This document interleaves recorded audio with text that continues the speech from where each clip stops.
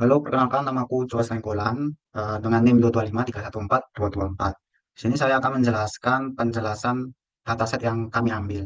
Dataset yang kami ambil itu berasal dari Kaggle dengan topik manajemen dengan bersifat klasifikasi. Nah, berikut merupakan pada tampilan ini yaitu judul kami yaitu credit card customer yang tentangnya itu secara besar kayak memperoleh kumpulan data dari situs web selama beberapa waktu untuk memperoleh kumpulan data dan mengolah untuk menghasilkan menjelaskan cara memecahkan masalah bisnis tertentu. Terdiri dari kayak 10.000 pelanggan customer, dimension itu dari age, gaji, kayak udah status perkawinan, limit kartu kredit, kategori kartu, dan lain-lain. Berikut merupakan gambaran secara besar judul kami. Berikut merupakan tampilan dari dataset kami seperti berikut pada Excel berikut. Di sini ada kayak client NU, attention, customer age, gender, dependent count, education level, marital status,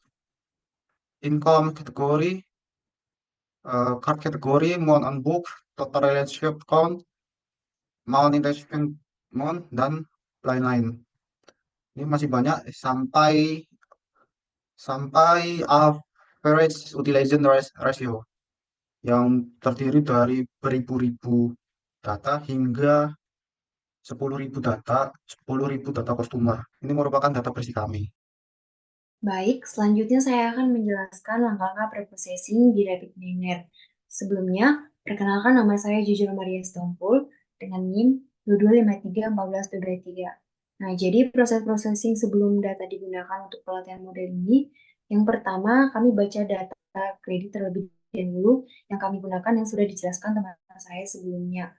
Kemudian di sini ada operator untuk menangani missing PW, di mana kalau ada nilai yang kosong akan diisi dengan nilai rata-rata. Kemudian ada operator untuk mengubah atribut nominal menjadi bentuk numerik. Atribut yang diubah adalah di sini ada 6 atribut yang diubah. Yang pertama itu ada atribut attrition flag, card kategori, atribut education level, gender, income kategori, marital status.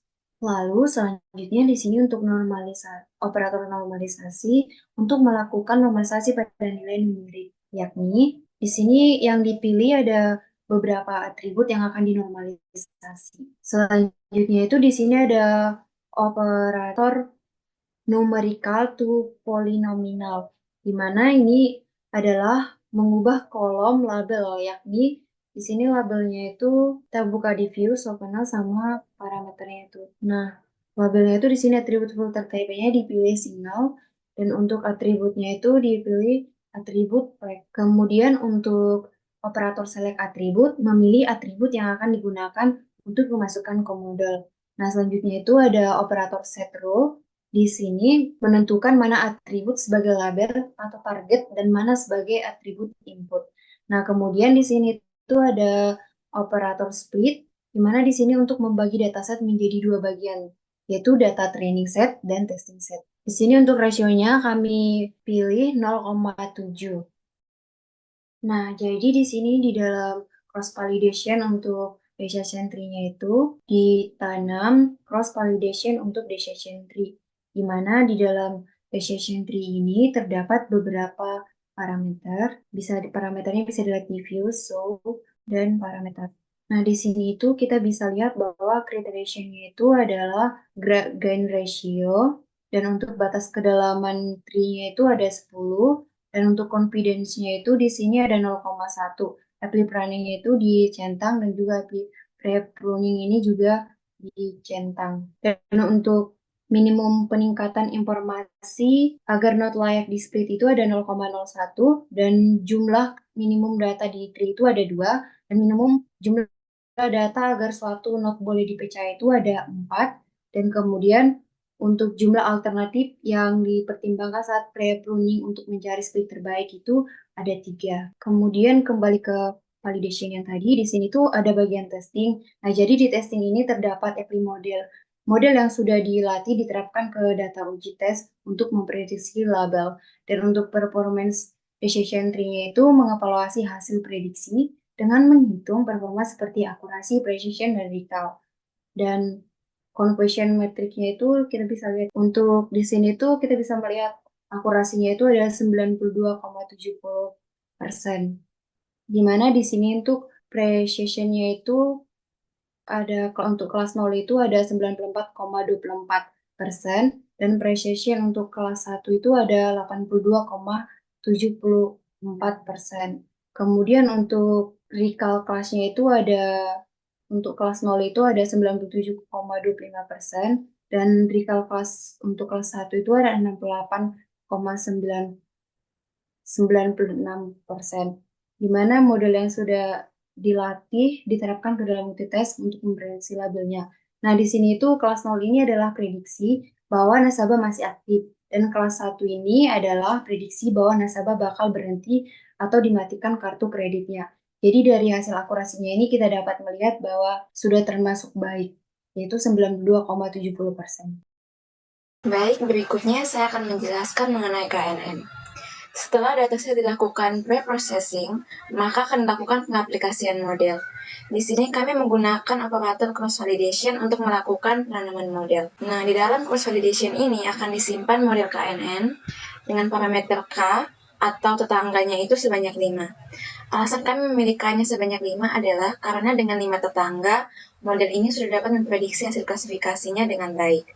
Lalu, untuk measure type-nya kami menggunakan mix measure, dan untuk mix measure-nya kami menggunakan Euclidean distance. Nah, setelah dilakukan pengisian parameter ini, maka akan dilakukan apply model menggunakan operator apply model. Lalu, setelah apply model ini dilakukan, maka akan dicek performance dari model tersebut dengan menggunakan operator performance. Lalu, hasil performance-nya ini dapat dilihat di tab result. Nah, dari tab result ini dapat dilihat bahwa rata-rata akurasinya itu sebesar 90,95% dengan confusion matrix sebagai berikut. Yang pertama ada true positif dengan data sebanyak 947 yang betul diprediksi sebagai a tired customer, lalu terdapat true negatif yakni sebanyak 8.264 data yang betul diprediksi sebagai existing customer. Lalu yang berikut ada false positif, yakni sebanyak 680 data retired customer yang salah diprediksi sebagai existing customer. Lalu terdapat juga 236 data existing customer yang salah diprediksi sebagai retired customer. Lalu berikut untuk kelas recall-nya sendiri. Untuk existing customer itu mendapat akurasi sebesar 97,22%. Lalu untuk yang retired customer itu mendapatkan akurasi sebesar 58,21%. Yang berikut untuk precision-nya, yang existing customer itu mendapat akurasi sebesar 92,42%, sedangkan untuk retired customer mendapatkan akurasi sebesar 80,05%.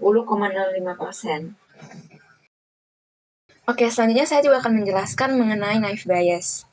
Prosesnya masih sama seperti KNN tadi, yakni melakukan penanaman naive bias di dalam cross-validation. Setelah dilakukan penanaman, maka akan dilakukan pengaplikasian model, lalu akan dicek performance-nya. Untuk performanya sendiri dapat dilihat di sini, rata-rata akurasinya itu sebesar 88,42% dengan confusion matrix-nya. Yang pertama sebanyak 965 data yang betul diprediksi sebagai a tired customer, lalu untuk false true negatifnya sebanyak 7.989 data yang betul diprediksi sebagai existing customer, lalu untuk false positifnya terdapat 662 data a tired customer yang salah diprediksi sebagai existing customer, lalu terdapat false negatif yakni sebanyak 511 data existing customer yang salah diprediksi sebagai a tired customer.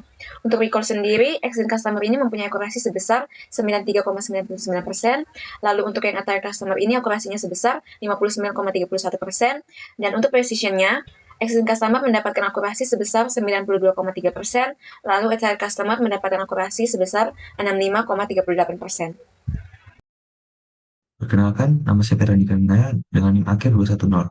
Di sini saya akan memaparkan hasil model prediksi churn atau berhentinya nasabah dari layanan kartu kredit dengan menggunakan algoritma Random Forest. Dalam membangun model Random Forest, kami memiliki beberapa parameter untuk menyimbangkan akurasi dan efisiensi dari model. Berikut adalah parameter kunci yang kami gunakan. Yang pertama adalah number of trees dengan nilai 500. Kami menggunakan 500 pohon untuk memastikan prediksi yang stabil. Semakin banyak pohon, semakin kecil variasi dari model. Yang kedua adalah kriteria. Kami memilih gain ratio karena efektif dalam menangani fitur dengan banyak kategori, sehingga tidak bias terhadap fitur dengan nilai unik tinggi. Yang ketiga adalah maksimal depth, yaitu 10. Kami membatasi kedalaman pohon hingga 10 level untuk mencegah overfitting.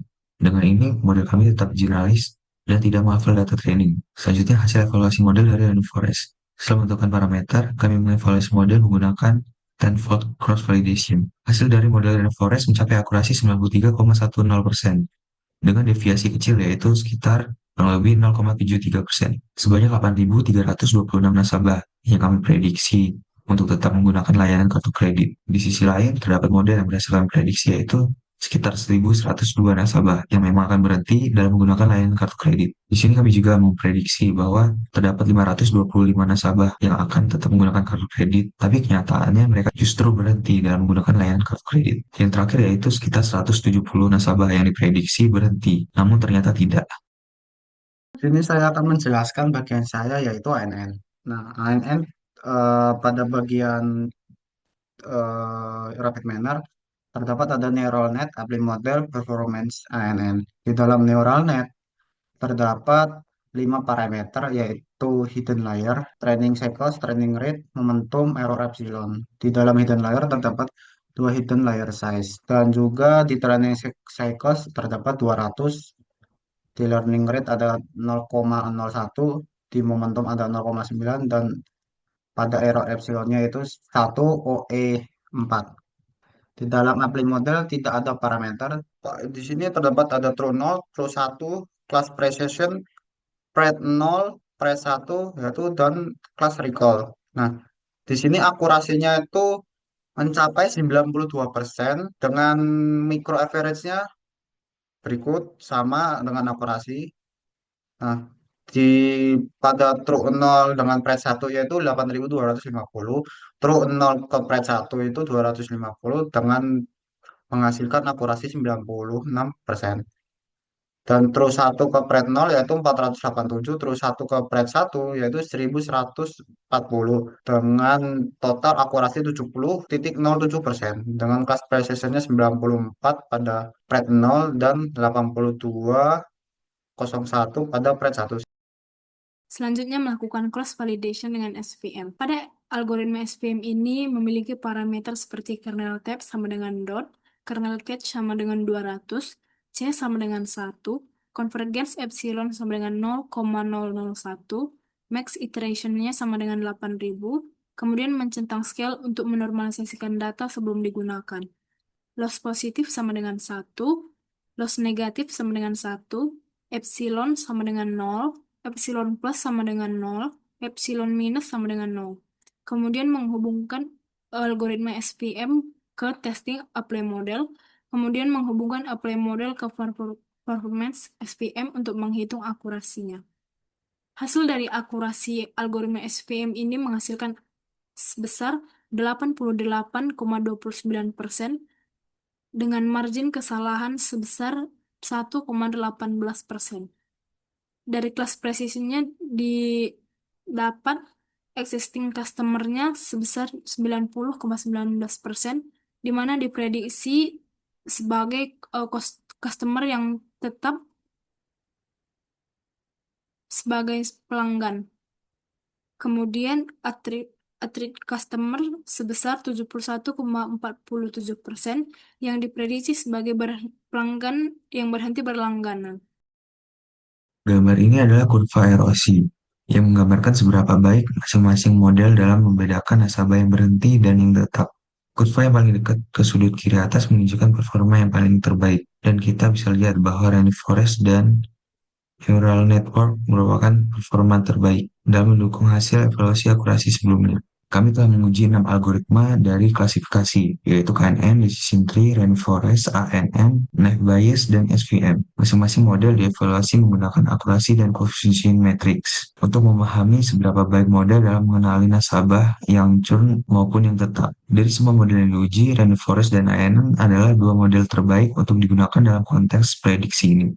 Keduanya memiliki akurasi tinggi, tingkat deteksi yang baik, dan jumlah kesalahan false positif negatif yang lebih sedikit dibandingkan model lain. Kesimpulannya, kami merekomendasikan penggunaan salah satu dari dua model ini tergantung pada kebutuhan sistem.